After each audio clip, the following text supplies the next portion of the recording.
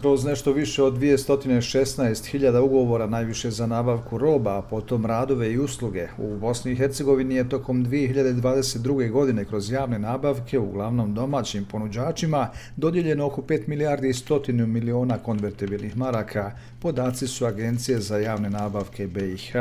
Godinu dana ranije, vrijednost ovih ugovora bila je znatno manja, oko 3,2 milijarde maraka.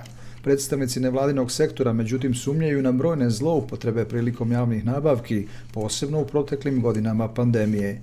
Zakonske mogućnosti se zloupotrebljavale, pa smo tako imali hitne nabavke, na primjer kancelarijskog namještaja, goriva i tako nekih sličnih roba, radova ili usluga koji zaista nisu bili neophodni, a zaobilazilo se redovne procedure i ove robe, radovi ili usluge s nabavljanje od nekvalifikovanih ponuđača. Dakle, vanredne okolnosti su iskorištene kako bi se namicala javna sredstva i kako bi se namještali poslovi privilegovanim ponuđačima.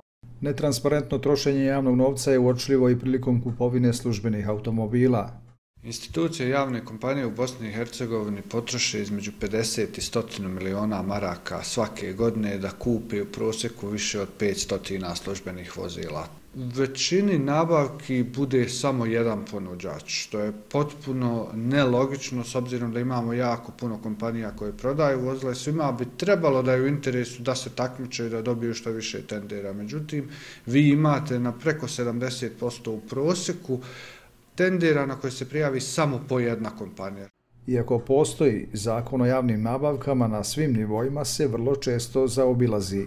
Tu bi se moralo, ali ne u sadašnjem zakonu, je već krpljan i ne može se više popravljati, nego ići na novi zakon o javnim nabavkama koji bi bio reformski, antikoruptivan, u kojem je bilo jasno ugrađena pravila efikasne odgovornosti za one koji krše odredbe zakona i ugovornim organima i u ponuđačima.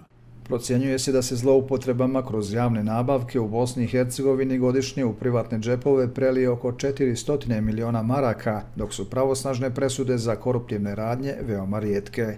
Za Glas Amerike iz Banja Luke, Dragan Stegić.